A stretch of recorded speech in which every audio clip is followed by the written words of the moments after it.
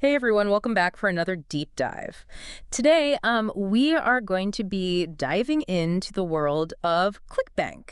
Yeah, ClickBank affiliate marketing, all that good stuff.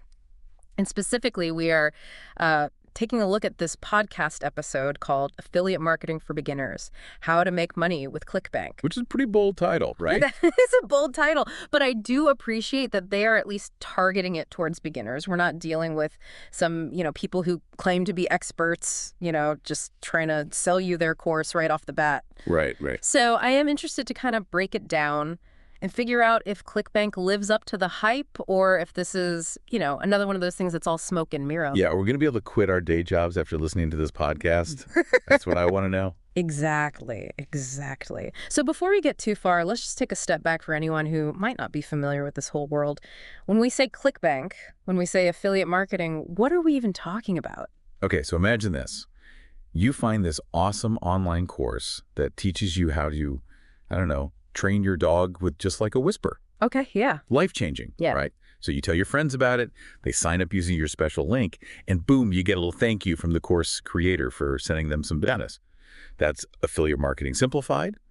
You're basically a cheerleader for products you love, and you get a cut of the profits for spreading the word.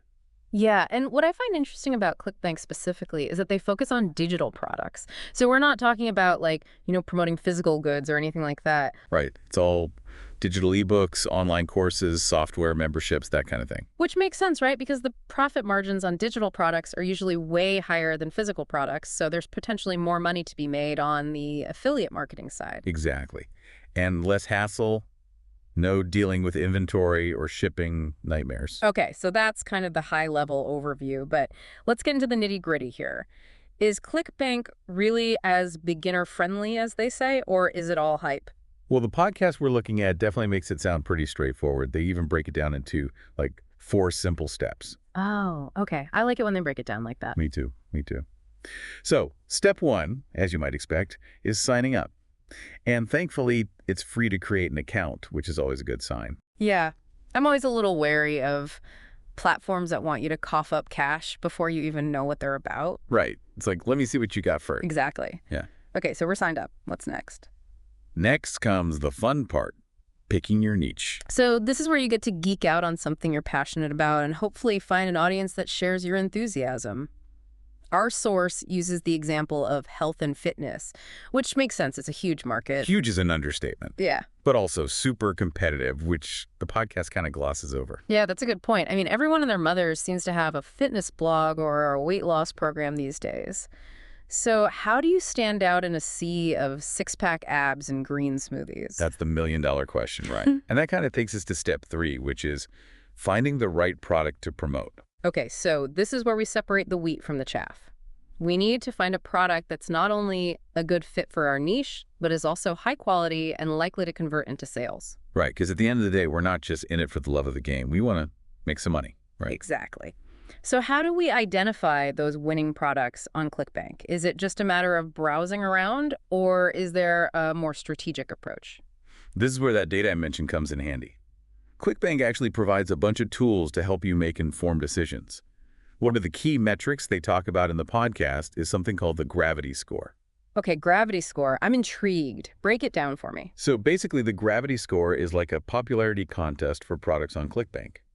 A higher gravity score generally means that a product is selling well and other affiliates are seeing success promoting it. So in theory, a higher gravity score equals a higher chance of success for us as affiliates. Not necessarily.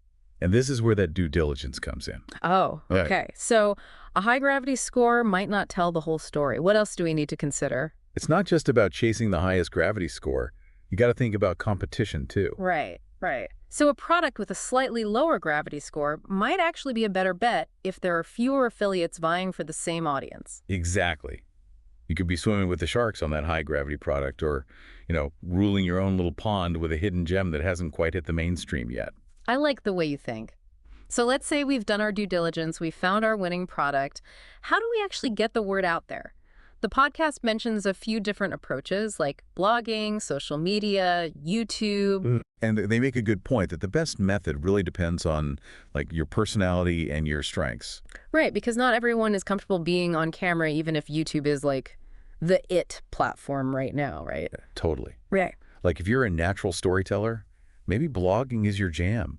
You can craft these in-depth reviews, share your personal experiences, really draw people in. Yeah, I can see that. You can showcase your expertise, build trust with your audience, and then subtly weave in those affiliate Exactly. links. It's all about providing value, not just bombarding people with sales pitches. Right, because nobody likes that person who's just constantly pushing products, right? Yeah. It's all about authenticity. Like, you genuinely believe in this product and you're excited to share it with your audience. Exactly. And social media, that's another great avenue, especially if you're, a bit more visual. Right, like if you're promoting a fitness program or a healthy eating guide, you could share your own transformation photos, post delicious-looking meals, and then casually mention the program that helped you achieve those results. Exactly. It's like show, don't tell, but for affiliate marketing. Love it.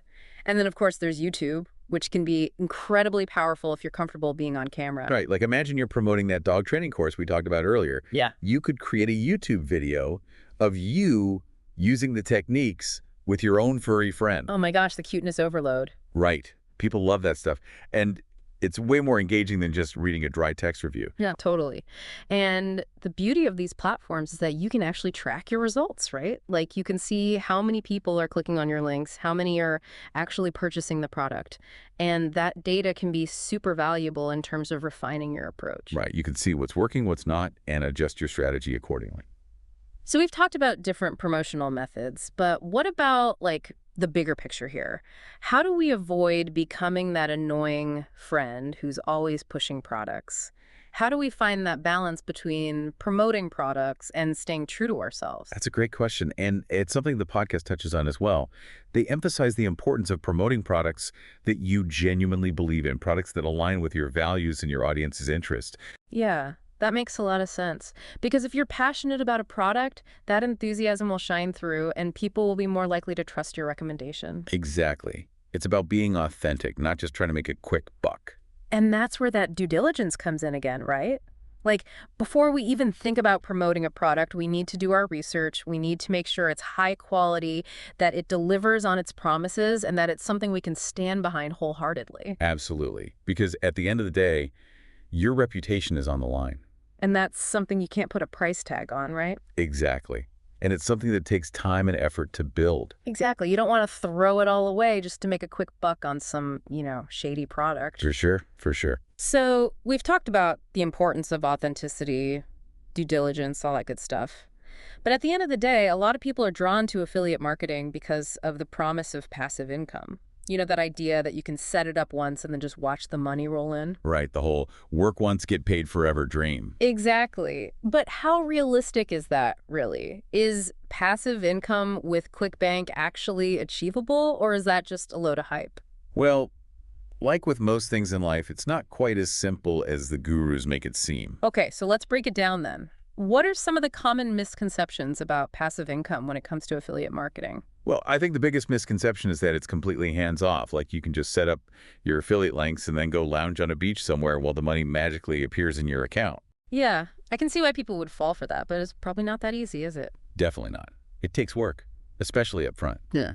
You got to find those winning products, create high-quality content, drive traffic to your links.